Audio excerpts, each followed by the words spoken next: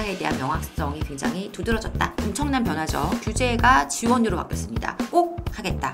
시행령으로 개정이 가능한 부분이에요. 자, 요거 중요한 거. 소형주택에 대한 정비사업하고 같이 연결되면 너무 좋다라는 거예요.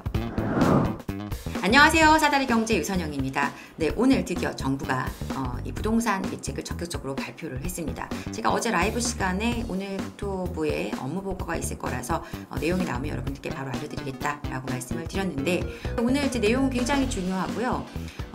이 업무 보고 방식이 이제 민생 토론회라는 방식을 통해서 진행이 됐습니다. 그리고 윤석열 대통령이 직접 주재하는 주재하에 먼저 이제 토론회 전에 일산 신도시 방문을 해서 제가 영상에서도 언급드렸던 적이 있었던 그 백송마을 5단지를 가서 직접 단지 어떤 상황들을 보고요. 그리고 고양시 아람누리에서 그 민생 토론회를 진행하면서 동시에 업무 보고가 함께 이루어진 형식이었다. 이렇게 보시면 될 것 같습니다.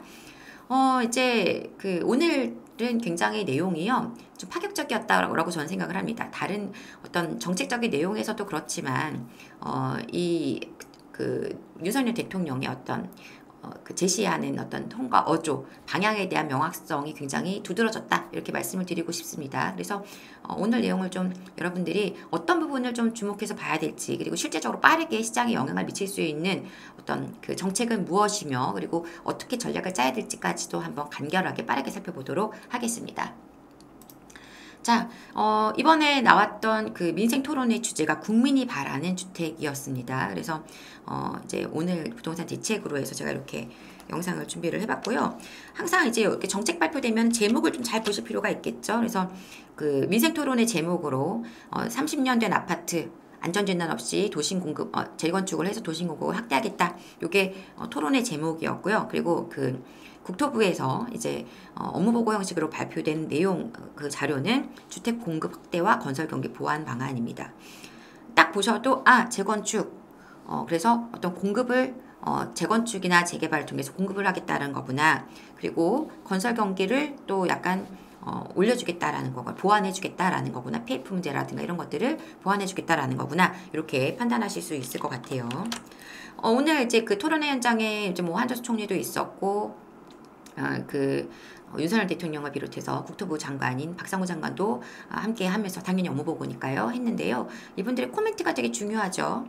자, 윤석열 대통령이 굉장히 많은 얘기를 했고요. 좋은 얘기들, 또 중요한 얘기들, 방향에 대한 어떤 명확성을 확실하게 보여준 코멘트들이 많았습니다만, 이제 가장 언론에서 많이 헤드라인으로 삼았던 것, 재개발 재건축 규제 확 풀겠다, 확 풀어버리겠습니다. 이렇게 얘기를 했거든요. 그래서 확 풀겠다.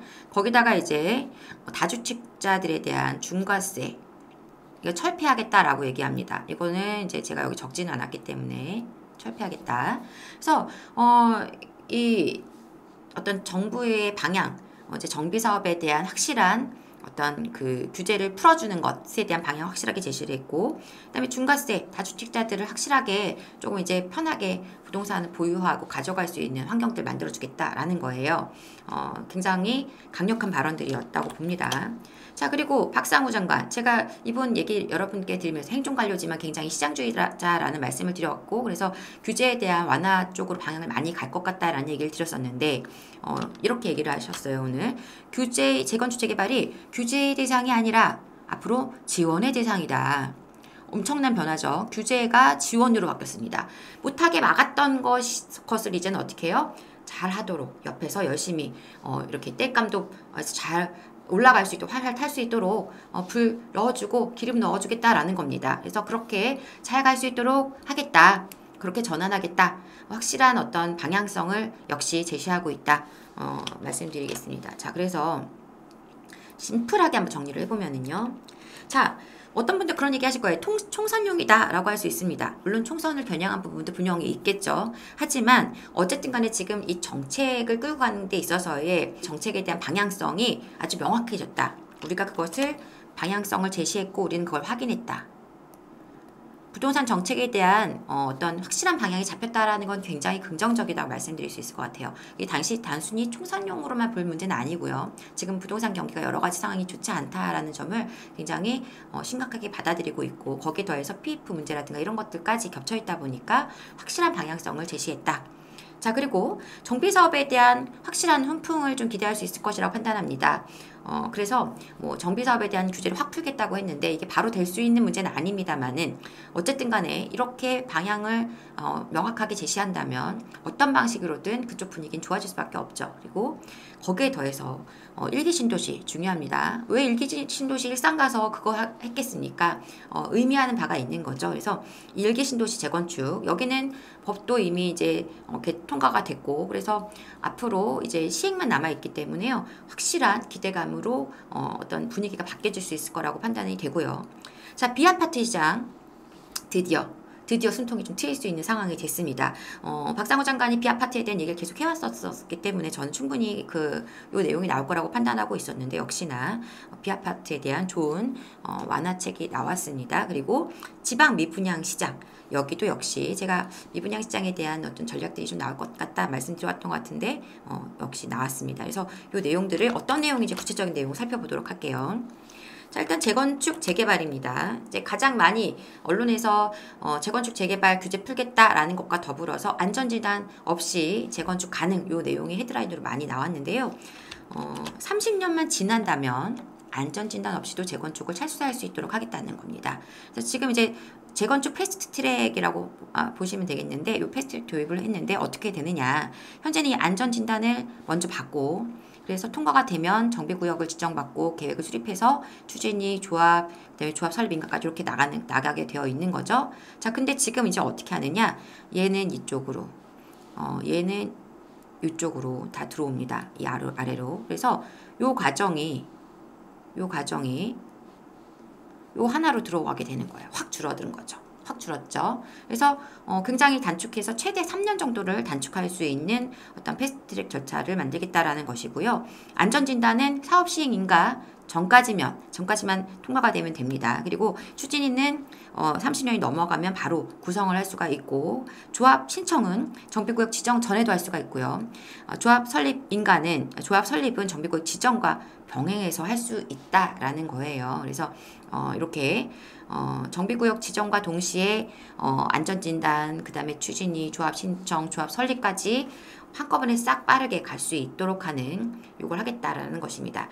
자, 아쉬운 포인트는 없지 않아 있습니다. 뭐냐면 이거는 법 개정이 필요하다라는 것입니다. 바로 할 수는 없어요. 그래서 법 개정을 통해서 해야 되고, 그래서 어떻게 이게 법 개정이 어떻게 진행될지를 발의안이 나와서 어떤 절차로 잘 가게 될지 지켜봐야 되는 부분이 남아 있습니다. 자, 다음에 진입문턱 정비사업에 대한 추진요건 완화, 이건 어디에 해당되느냐? 재개발에 해당됩니다. 그래서 재개발 같은 경우는 지금 사실 개발 사업이 진행이 안 되는 곳들이 많죠. 왜냐하면 신축 주택들이랑 막 섞여 있다 보니까 어디는 엄청 낡아서 노후도가 굉장히 높은데 이쪽에 신축들이 섞여 있음으로 해서 노후도가 떨어지는 상황들이 됩니다. 그런데 이 노후도에 대한 요건을 지금 현행은 3분의 2라는 노후도 요건을 어디까지? 60%, 그리고 촉진지구의 경우에는 50%까지도 완화를 시켜주겠다라는 것이고요. 이렇게 되면은 좀 더 빠르게 재개발 사업을 진행할 수 있게 되겠죠. 그리고 이제 입안 요건에 부합하지 않는 지역도 그전에는 10%만 포함을 시킬 수 있었는데 이제는 20%까지 포함시킴으로 해서 좀 깔끔하게 한꺼번에 정비가 가능하도록 한다는 거고요. 그리고 거기에 더해서 공유자에 대한 어떤 동의 요건도 전원이 동의해야만 됐었는데 이제는 4분의 3만 동의를 하더라도 공유 관계 복잡한 필지도 포함을 시킬 수 있도록 한다라는 겁니다. 이 모든 게 정비사업의 재개발을 빨리 당길 수 있는 요건이 되겠죠. 그리고 이거는 좋은 소식은 시행령 개정으로 가능하다는 것입니다. 24년 4월에 시행령 개정을 통해서 정비 사업의 추진 요건을 완화를 하게 되는 거예요. 그래서 재개발 사업은 굉장히 좀 어떤 분위기가 조금씩 올라올 수 있었던 지역들에게는 굉장히 좋은 소식이 될 수가 있을 것 같아요. 자, 다음. 자, 일기 신도시는 제가 뭐 여러 차례 영상을 지금 통해서 제가 시리즈로 계속 여러분께 올려드리고 있는 중이라서 여러 영상이 지금 분당 일기 신도시에 대한 얘기 다 올려드렸고요. 참고하시면 좋겠고, 어쨌든 간에 여기서 중요한 건 이겁니다. 바로 이건데요. 윤석열 대통령이 확실하게 얘기를 합니다. 반드시란 말 통해서 꼭, 반드시, 꼭이라고 했나요? 반드시라고 했나요? 꼭 하겠다. 현 정부 임기 내에 첫 착공을 꼭 하겠다라고 윤석열 대통령이 얘기를 합니다. 물론 이거는 될지 안 될지는 몰라요. 하지만 강력한 의지를 표명했다. 피력했다. 이것만으로도 이제 지자체에서도 좀 더 적극적으로 할 수 있게 될 것이고, 또 이 관련한 업무를 담당하시는 공무원들도 이 발언에 따른 어떤 여러 가지 사업들을 빨리 당길 수 있도록 최대한 노력하겠죠. 그래서 중요한 어떤 발언이었다고 참 판단을 하고 있고, 또 직접 일기 신도시에 가서, 일산에 가서 그러한 이야기를 꺼냈다라는 것은 분명히 의미가 있다라고 생각을 합니다. 그래서 제가 볼 때 이번 정책 발표에서 가장 큰 수혜지 중에 하나가 일기 신도시다 라고 생각을 하고요. 자, 뭐 선도지구 지정을 올해 안에 한다는 얘기는 제가 여러 차례 말씀드렸습니다. 각 신도시별로 한 곳 이상, 하나가 될 수도 있고 두 곳이 될 수도 있습니다. 세 개가 될 수도 있겠죠. 근데 어쨌든 지정을 해서 모범 사례를 먼저 보여주고, 그래서 좀 특별정비계획 수립해서 빠르게 간다는 것이고요. 이제 여기에 제가 지금 나와 있지는 않겠지만, 이제 이주단지를 조성을 빠르게 25년도에는 지정을 해서 조성을 해서 착공을 임기 내에 하겠다라는 것이 윤석열 대통령의 이번에 그 중요한 발언 중에 하나였습니다. 뭐 여러 가지 혜택이 있는 건 여러분들 뭐 제가 영상 통해서 많이 말씀드렸습니다. 안전자는 면제해 줄 수 있고요. 그리고 용적률을 올려줄 수 있고, 그다음에 그 용도 지역을 변경해 줄 수 있고, 이렇게 해서 뭐 3종 주거지는 준주거 이렇게 변경하면 최대 500% 용적률을 올릴 수 있는 그러한 어떤 여러 가지 좋은 조건들이 만들어지게 됩니다. 그래서 일기 신도시 앞으로 분위기 좀 달라질 수 있지 않을까 기대가 되는 상황이에요. 이거는 4월에 특별법이 이제 시행이 되기 때문에 그래서 더더군다나 다른 곳과 비교해서 리스크가 없는 확실한 정책이라는 것이죠. 자, 넘어갑니다. 소규모 정비 사업, 도심 복합 사업에 대해서도 뭐 구역 지정에 대한 어떤 그 사업 요건을 개선하기 위해서 도로 건너편까지 구역 지정을 해준다든가, 소규모 정비 사업, 도심 복합 사업은 가로 정비 사업, 가로주택 정비 사업이라든가 소규모 재개발, 소규모 재건축 이런 것들이 다 포함됩니다. 그래서 이제 확대하면 모아타운, 모아주택 요것도 들어가는 거죠. 이제 여기는 지금 요 노후주택에 대한 허용 부분은 시행령으로 개정이 되기는 하는데요. 뭐 그 절차를 간소화한다든가 또 노후 여건을 완화시킨다든가 하는 것들은 법 개정이 다 필요한 부분이긴 합니다. 어쨌든 간에 지금 정비 사업에 대한 전반적인 방향을 좀 더 잘할 수 있도록 만들겠다는 방향성만은 확실하다는 점을 기억하실 필요가 있겠고요. 중요한 내용이 또 하나 있습니다. 바로 소형주택에 대한 부분이에요. 지금 비아파트 공급이 이루어지고 있지 않고, 또 이런 오피스텔이라든가 이런 그 공급자분들, 그러니까 사업 시행하시는 분들이 굉장히 어려움에 처하는 경우들이 많이 있죠. 그래서 24년 1월부터 25년 12월 2년간 이 기간 안에 준공한 소형 신축주택을 갖다가 어떻게 하면 구입하게 되면은 그 주택수에서 제외해준다는 겁니다. 취득세, 양도세, 종부세에서 다 주택수에서 제외시켜준다는 거예요. 기준이 있습니다. 60제곱미터 이하, 60제곱미터 이하, 그리고 수도권은 6억, 지방은 3억, 아파트는 아니에요. 그러니까 뭐예요? 이거는 비아파트, 빌라, 오피스텔, 도시형 생활주택 이런 것들이 되겠죠. 수도권 6억이니까요. 서울 같은 경우에는 이제 입지 좋은 곳들은 아마 투룸 이상은 좀 어려울 거라고 보시면 되겠고, 이제 약간 입지가 약간 떨어지는 지역들, 약간 가격이 저렴한 지역들은 3룸까지도 가능하겠습니다만 면적 제한이 있습니다. 60제곱미터 이하. 그러니까 뭐 54, 59 이렇게까지는 다 되는 거예요. 그래서 이하니까 60까지도 되죠. 그래서 이런 곳들은 지금 주택수에서 제외시켜준다. 그래서 좀 가치가 높아질 만한 지역에 있는 이런 소형주택들 구입할 수 있는 좋은 기회다. 이걸 통해서 주택수를 제외시켰는데 이게 나중에 재개발이 된다던가 이럴 가능성도 있기 때문에 굉장히 긍정적인 어떤 비아파트에게는 굉장히 좋은 호재이고요. 뭐 아파트 대체 주거지로서의 오피스텔도 또는 수익형 어떤 월세용으로 오피스텔 가져가실 분들에게도 관심을 둘 만한 정책이 아닌가 생각이 됩니다. 자, 여기다가 이 내용은 지금 시행령으로 개정이 가능한 부분이에요. 그래서 이거는 빠르게 반영이 될 수 있다. 시장에 그런 좋은 소식을 함께 전해드리면서 또 하나 있습니다. 등록임대주택. 그래서 기축주택을 구입해서 등록임대 사업으로 가져간다면 이것도 주택수에서 제외시켜주겠다. 2년간 구입하는 경우에 말입니다. 그래서 이제 임대사업자에 해당한 내용이고 요건은 동일합니다. 요거 역시 시행령 개정으로 가능한 부분입니다. 그래서 소형주택은 여러모로 혜택이 주어지는 부분이고요. 제가 생각할 때는 기축주택을 사시는 것도 전략적으로 나쁘지 않으실 거라고 생각을 해요. 하지만 이제 관리 측면에서는 소형주택을 그러니까 신축주택을 선택하시는 게 조금은 더 매력이 있을 수 있겠죠. 그래서 소형주택에 대한 부분은 확실한 세제 혜택을 준다라는 부분 체크하실 필요 있겠습니다. 아마 비아파트 시장이 조금 분위기가 달라지겠죠. 네. 자, 그리고 등록임대 사업에 대해서도 이제 단기 등록임대를 도입을 하겠다. 근데 다만 임대기간에 대한 부분은 뭐 6년이 될 수 있고 아파트는 제외한다든가 이런 내용들이 나올 수 있는데요. 이거는 법 개정이 필요합니다. 그래서 이 부분은 이제 법 개정을 통해서 진행을 해야 되고요. 자, 이 내용 아주 중요합니다. 임대보증에 대한 가입 여건을 개선하겠다. 여러분 그 임대사업자 하시는 분들이나 아니면 임대 지금 보증보험 가입하는 경우에 주택가격에 대한 산정 방식이 뭡니까? 공시가격의 126% 그래서 지금 시세를 갖다가 오히려 거꾸로 교란시키는 지금 아주 안 좋은 상황이 되고 있는데요. 이 부분을 지금 좀 경직적으로 적용되어 있는 것을 시세 반영 개선하겠다라는 것이고요. 그러니까 보증보험에 대한 얘기 제가 이거는 분명 개선될 거라는 얘기를 들어왔었는데 그 부분이 지금 개선된다는 얘기죠. 그래서 이거는 지금 6월에 개정 예정입니다. 그래서 지금 임대 운영하시는 부분에 있어서 어려움이 있으신 분들은 이제 요 내용을 좀 참고해 보시면 좋을 것 같고요. 좋은 소식이죠. 자, 마지막으로 지방 미분양 아파트에 대한 세 부담을 경감시켜주는 내용이 있습니다. 준공후 미분양 주택에 대해서 85제곱미터 그리고 6억 이하 주택에 해당 사항이 있습니다. 이거를 최초로 그러니까 분양받아서 구입하는 경우라는 거죠. 준공후 미분양입니다. 구입하는 경우에는 세제에서 산정 시 주택수에서 제외를 시켜주겠다는 것이고요. 그리고 기존 1주택자가 최초 구입할 때는 1세대 1주택 특례도 그대로 적용시켜주겠다는 겁니다. 좋은 소식이기는 한데요. 이거 역시 지금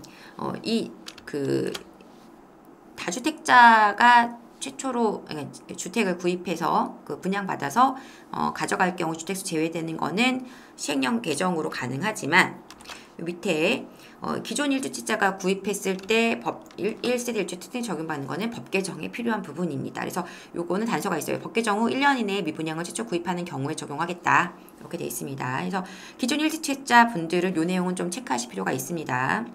자, 인구 감소 지역은 세컨홈으로 해서 이미 정책 발표를 했었죠. 근데 이 부분에 대해서 한 번 더 내용이 있습니다. 그래서 1세대 1주택자가 인구 감소 지역에 주택 한 채를 가져가면 구입을 하면 신규 주택 지시는 1주택자로 간주하고요.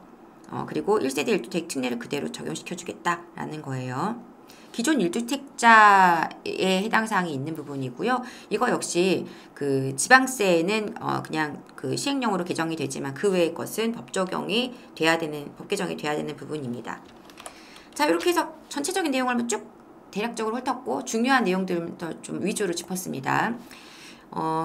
모든 게 지금 바로 되는 게 아니고요. 시행령 개정으로 진행되는 것들이 여기 재개발 관련한 거, 여기는 재건축이죠. 재건축은 개정안이 다 법 개정 통해서 이루어져야 되고요.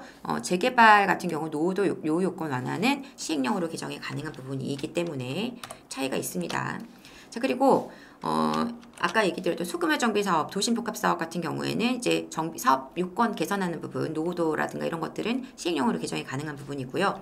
자, 요거 중요한 거, 소형 주택에 대한 주택수 산정에서 제외시켜주는 거, 요것은 다 시행령으로 개정되는 것이기 때문에 빠르게 시장에 시행되면서 빠르게 시장 분위기를 바꿀 수 있습니다. 그래서 임대사업자 기축주택 매입하는 거나 소형 신축주택을 사는 경우에 2년간 그 사이에 준공된 물건들을 매입하는 경우 주택수에 들어가지 않는다는 점, 그리고 주택가격 산정 방식, 그래서 보증보험 가입할 때 126%라는 공시가격 기준 이 부분이 이제 좀 개정이 될 될 것이다. 6월이면 참고하시면 좋겠고요. 그리고 그 외에 지방 미분양 아파트 구입하실 게 미분양 주택 구입하실 경우에 이제 주택수에서 제외되는 혜택을 받으실 수 있다. 이렇게 정리를 해봤습니다. 자, 그래서 전체적인 내용 다시 한번 정리하면서 투자 전략까지 짜보도록 하면요. 이렇게 정리를 해볼 수 있을 것 같아요. 일단은 정책 리스크는 확실하게 제거가 됐다. 정책 방향이 어떻게 나올지 총선을 목전에 두고 이러한 정책이 나왔기 때문에 총선령이라고 할 수도 있겠지만 제가 볼 때는 확실하게 시장에 대한 어떤 그 방향을 제시했다. 지금 이제 윤석열 대통령이 이런 얘기를 했습니다. 시장 원리대로 가야 되는데 이것을 개인의 재산권을 너무 침해했다. 이런 얘기를 거듭거듭 얘기를 하고 있어요. 그래서 그런 부분에 대한 어떤 방향이 좀 확실해졌다라는 것 때문에 어떤 리스크를 제거했고 시장 흐름을 확실하게 바꾼다는 것보다는 시장을 확실하게 끌어줄 거라고 끌어올릴 것이라고 말씀드릴게요. 그래서 정책적인 부분에서 확실히 시장의 어떤 분위기를 지금 약간 눌려있는 분위기를 당겨지는데 좋은 역할을 할 것이다. 그리고 법 개정을 해야 하는 정책들이 있습니다. 아까 앞에 언급드렸죠. 그래서 요거는 앞으로의 어떤 총선에 따라서 또 방향이 바뀔 수도 있고 생각보다 더디게 진행될 수 있다는 점을 고려하실 필요가 있겠고요. 어쨌든 간에 이번에 제가 볼 때 가장 확실한 수혜지는 일기신도시다. 왜냐하면 어떤 법 개정도 필요하지 않고 직접 가서 현장에서 얘기했고 그리고 반드시 임기 내에 착공하겠다라고 했다 보니까 이런 것들이 다 맞물리면서 일기 신도시들에게는 굉장히 좋은 사인으로 어떤 신호로서 읽힐 것이다. 그래서 일기 신도시를 이제 고민하시는 분들 고민하지 않고 관심 지역들 잘 체크하셨으면 좋겠습니다. 자, 그리고 눌려있는 재개발 시장에 활기를 가져올 거. 왜 눌려있는이라고 했냐면 상대적으로 재건축에 비해서 좀 눌려있었던 게 재개발 시장이거든요. 그래서 여러 가지로 좀 재건축 시장도 좋지 않은 곳들이 있지만 재개발은 전반적으로 좋지가 않습니다. 근데 그 부분을 조금 해소할 수 있는 정비사업에 대한 방향을 확실하게 제시함으로 해서 재건축보다 재개발에 오히려 조금 더 많이 눌려있었기 때문에 분위기를 좀 더 반전시키는 어떤 그런 어떤 정책 발표가 아니었나 생각이 되고요. 활기를 확실히 가져올 것 같다. 자, 그리고 자, 소형주택 관심 분명히 가질 필요 있어요. 왜냐하면 주택수에 포함시켜주지 않는다니까요. 너무 좋죠. 그래서 기축 임대사업 하실 분은 기축주택 관심 가지셔도 되고요. 신축주택을 가져가시게 된다면 주택수에서 다 빠지면서 이제 제외되면서 가져갈 수 있기 때문에 전략적으로 좋은데 이게 뭐랑 연결되면 정비사업하고 같이 연결되면 너무 좋다라는 거예요. 그래서 정비사업이 진행될 만한 노후된 어떤 지역들, 입지적으로 좀 노후도가 그동안 조금 못 따라와서 정비사업을 하기가 어려운가라고 고민했던 그런 지역들의 소형주택을 신축주택을 사서 정비사업에 대한 어떤 분위기까지를 같이 고려하실 수 있다면 굉장히 좋은 전략이 될 수 있을 것이다. 그래서 이런 물건들 관심 가지실 분들은 딱 한시적으로 2년 기간 동안만 가능한 부분이다 보니까 좀 체크해 보실 필요가 있겠습니다.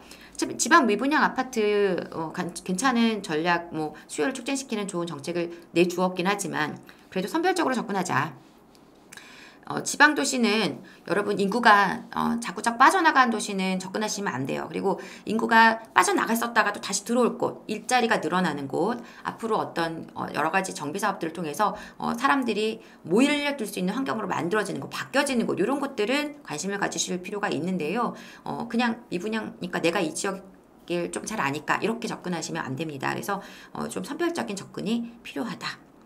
자, 어쨌든 간에 이렇게 정리를 해보면서 어쨌든 간에 지금 확실한 것은 정부에서 이 부동산 시장에 대한 정책만큼은 이번에 정확하게 방향을 확실히 바꿔줬다. 그리고 윤석열 대통령이 여러 차례 내가 부동산 시장에 처음 취임 시부터 굉장히 관심을 갖고 있었고 이 부분에 대해서 굉장히 이 문제를 꼭 해결해야 된다라고 생각한다. 그런 얘기들을 계속 거듭 강조해왔기 때문에요. 이번 부동산 정책은 굉장히 의미가 있다라고 봅니다. 이게 다 시행이 빨리빨리 안 된다 해도 분명히 시장에는 좋은 영향을 미칠 것이다 라고 판단을 하고 있기 때문에 여러분들 오늘 정책을 통해서 지금 좀 방향이 약간 갈팡질팡 방향성이 안 잡혔던 분들은 좀 중심을 좀 더 잡기 좋으신 방향을 좀 잘 읽어갈 수 있는 좋은 정책 발표였다. 이렇게 정리를 하고 싶습니다. 자, 제가 좀 내용이 많다 보니까 빠르게 하다 보니 말이 좀 빨라진 것 같긴 한데 여러분들 어쨌든 간에 좋은 흐름으로 앞으로 시장이 나아갈 길이 조금씩 보여지고 있으니까요. 부동산 시장에 지금 뭔가를 결정하셔야 되는 분들 빠른 결정 필요하겠고, 그리고 지금 아직도 마음이 좀 혼란스러우신 분들은 이제는 더 이상 혼란 속에서 나오셔도 괜찮다, 이렇게 말씀드리면서 저는 다음 시간에 더 좋은 내용으로 다시 찾아오도록 하겠습니다. 지금까지 사다리 경제 유선영이었습니다. 감사합니다.